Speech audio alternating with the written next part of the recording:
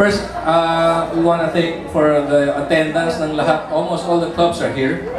Thank you very much. Okay, this is our Philippine RC Freedom Celebration. Freedom. Yeah? Dati wala tayong pakialam dyan. We just go to the field, we wake up, we just fly. Suddenly, last week, we had this rude awakening that we are not allowed to fly. Binigyan tayo ng rule na CAP last Friday that we cannot fly. Any freaking thing. Whatever you call it, it's a UAV, meaning unmanned aerial vehicle.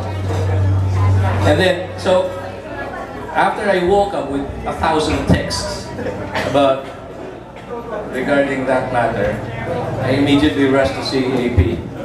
And I was given the memo that it was true. We really cannot fly anymore. I said, "Sir, baka pwede ba yung mga styrofoam na ganyan?" Hindi. Hindi pwede. Lahat yan UAV. It can cause damage to full-size aircraft. Okay? And then, so, there's nothing I could do but just go. And then, Saturday ng gabi, I was drowning myself in sorrow that we cannot fly anymore. I was going over the regulations that was passed on to me, and it says there, kailangan mo ng pilot's license before you can fly your UAV. But I found in one clause over there, 11.1, that any UAV for recreational sport is allowed. So when I woke up on Monday, that's what I did. I went straight to CAP again and pointed it out. Sir, according to your rule, we can't fly. Okay? So, Erwin, hindi eh.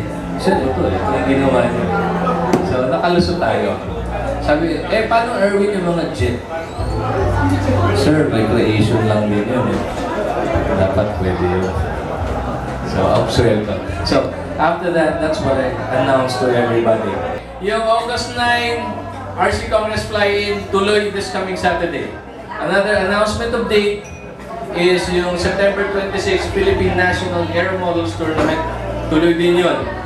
Okay? So, yun yung present natin.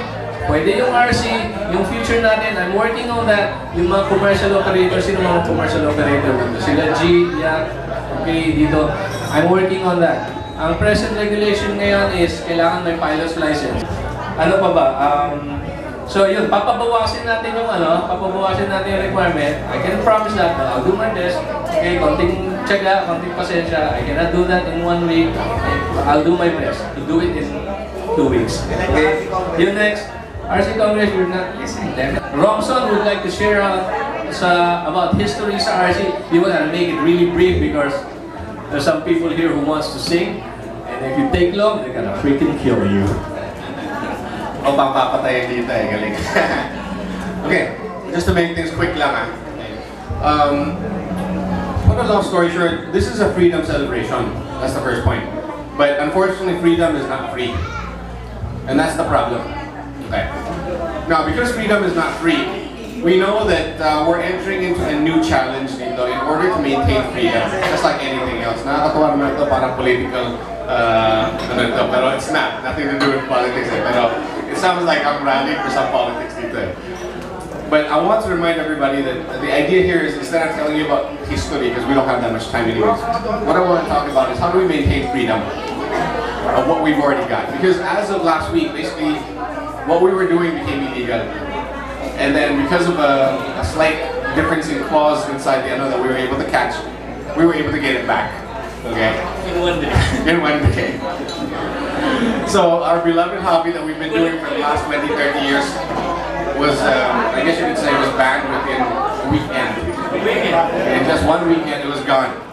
So now we're able to regain it back. So the question is, how do we maintain that? To say, the last thing we want is to lose it again.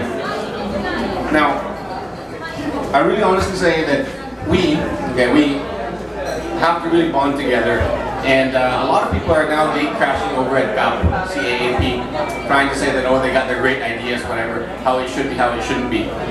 Well, there's no point in trying to do that at the moment, because from their point of view, this is not a single incident, nor is it a situation that is happening only locally. This is happening all around the world. We know that UAV is now becoming a norm. But of course, because it's becoming a norm, how should it be entered into society as a norm? Because there are too many positives and negatives that can happen. And we always want to stay on the side where at least we are all safe. And then from CAAP's point of view, the safety of the masses outweigh the interest of the few. It's really as simple as that. Napakasimple lang. The interest of the masses outweigh the interest of the few. Even though the interest of the few is the future, it is the future of the masses, but the masses don't understand that yet. So because the masses don't understand that simple point, we, have to tread our waters very lightly, very carefully. So in making this short, I just want to make it this way. Let us all unite together. Let us all have one voice. All of that RC flyers here, let us all have one voice. Let's not go gate crashing into CAAP's door and trying to say something here, say something there, all in the service of our own self-interest, because it's not going to work. Because the masses are a little too many, and then of course they always side with the masses. What we have to do is slowly but surely, prove to them that what we're doing is the direction of the future for the benefit of the masses. That is the key point. We have to prove to them that, and in order to do that, we must first comply, second cooperate, and then finally suggest new methods of doing things more efficiently, more better, and safer. It's basically a simple process. Let's not try and jump the gun. All I can say for all of us here is let us all stick together, and we police ourselves well with zero fatality incidents. Zero fatality incidents. Just a brief history lang. The RC flyers in the Philippines have been around for 30 to 40 years, honestly. CAAP never bothered to make any regulation, not because they didn't know we were around.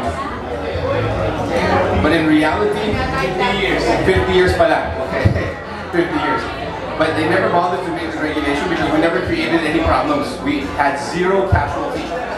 It's unfortunate over the last 3 years, drones, UAV, and all these things are now sold in camera shops, everywhere, internet, and the people coming into this particular hobby are no longer actually from the flying field. And now we have to really start policing this kind of situation, in other words, making sure that we try and encourage them to play safe. Okay? Thank you. Thank you, Robson. Now we have here Dr. Estrada. He's the leader, he's the representative of Brittany RC Club. They came up with a few safety rules.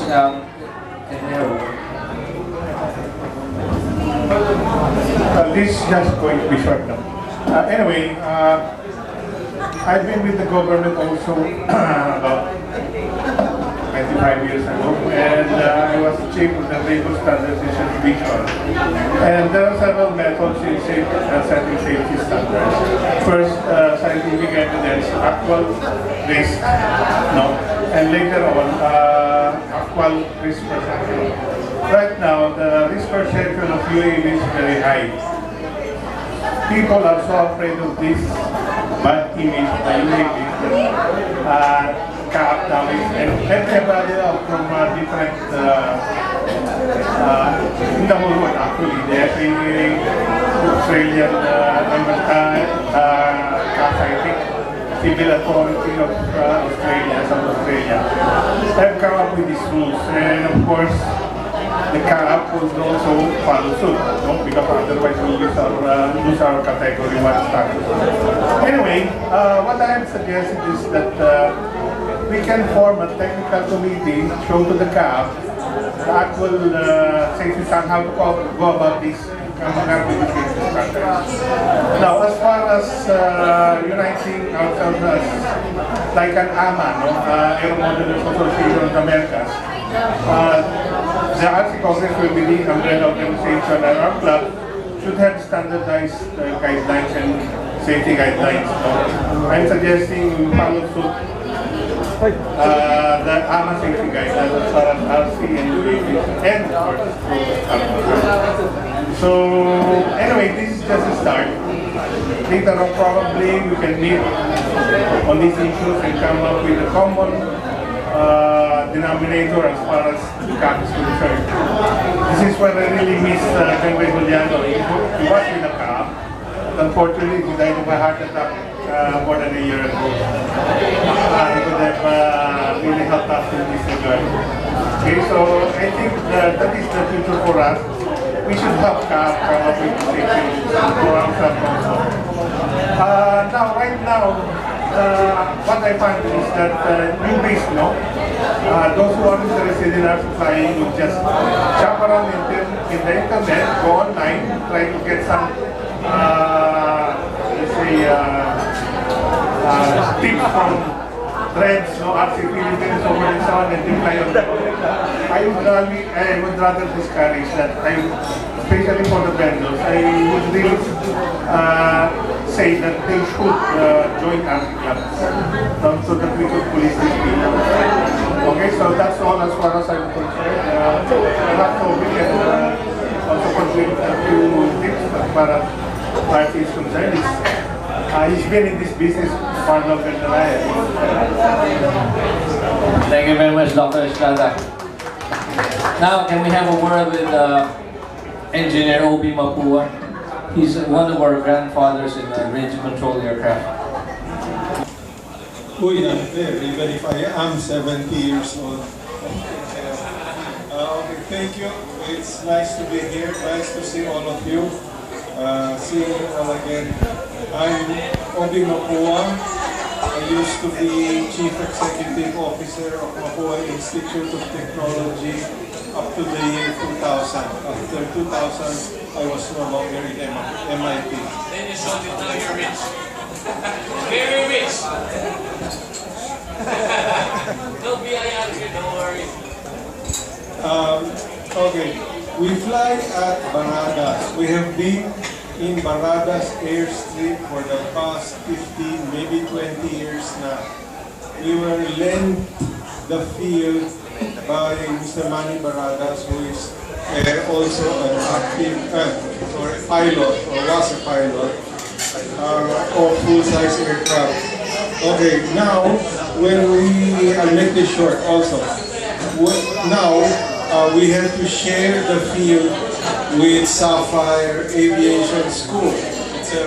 They have full-size Cessnas, and we have a not very warm and friendly relationship with them. But the truth of the matter is, in operating in Baradas, we have to have rules. We have to have safety rules. We have to have zones of flight. We have no-fly zones. So for this, we were prepared for any regulation because most if not all, the Baradas people were disciplined. We do operate quadcopters, and helicopters,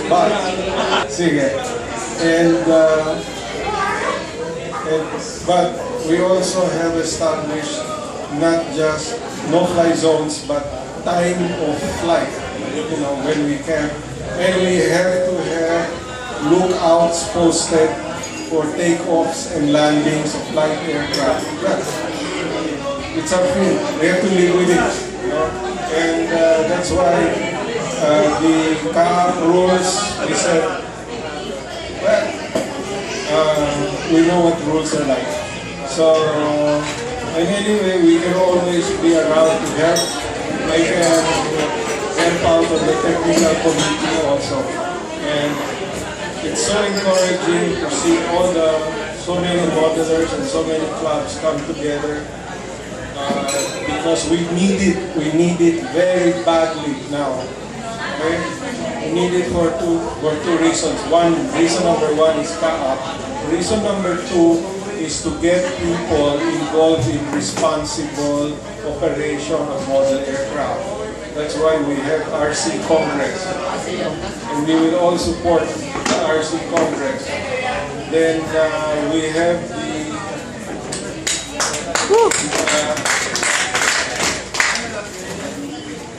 have the Philippine National Aero Modelers Tournament on September 26. That one we should all support. Even if people are saying, I don't fly that. No, that's not the point. Get all your members to the contest. No? It's not that they will fly or they don't want to fly. We need marshals, we need timers, we need people to write, we need people to compute on the compute scores on laptops. And this will tell you what kind of how much of an organization we need. We need manpower. Okay, second item, it's called the FAI. Now, FAI is the Federación Aeronautique Internacional. The Philippines is a member of the FAI. Every year there is a fee of 3,000 euros to pay to become a member. Now, last March, I paid 1/3 personally. Shakes Chan paid 1/3. Joy Roa paid the last third. So, the Gen-Av is represented, no? Of course, the Shakes is represented the modeling, but for some time, it was the modelers that was supporting the Philippines. Okay? Because of the FAI, we were able to participate in international contests. No? Last May, Albert there, and Poy Poy Ilano of Cebu participated in the Asian Oceanic Championships, which is the regional pattern contest. It's second to the World Championships. It was held in Pattaya, in Thailand. You mentioned ko, Albert, how we did in the contest. Okay. There were 39 entries. Okay. Highest Philippine scorer was 31. It's 31. It was Albert who participated. We beat North Korea. Cool. We beat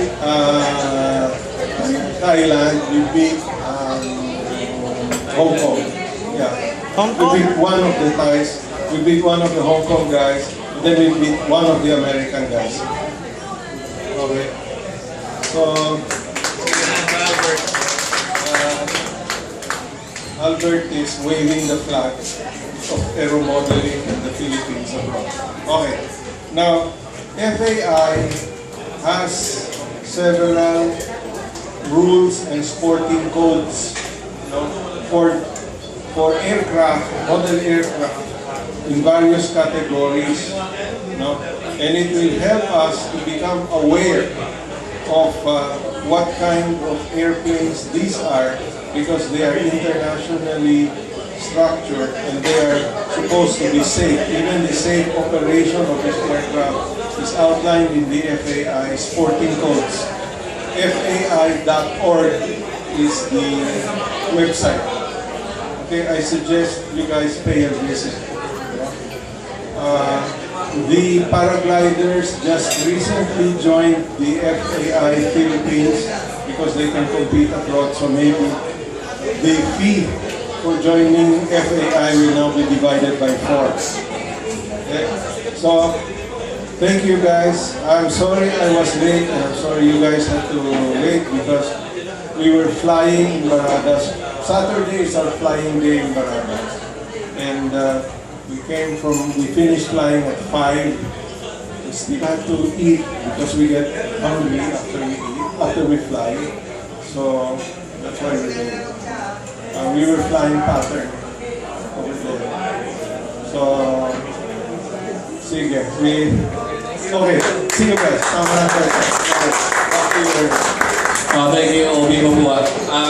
We got to shortcut our meeting because we overshot our time already. As part of your, we gotta exercise 100% safety all the time because we just need one fuck up before we all get fucked up. Okay? We just need one. Safety. Yeah. Isang beses lang ma-report, one fatality, one injury, and then CAP can capitalize on that regarding use of drones.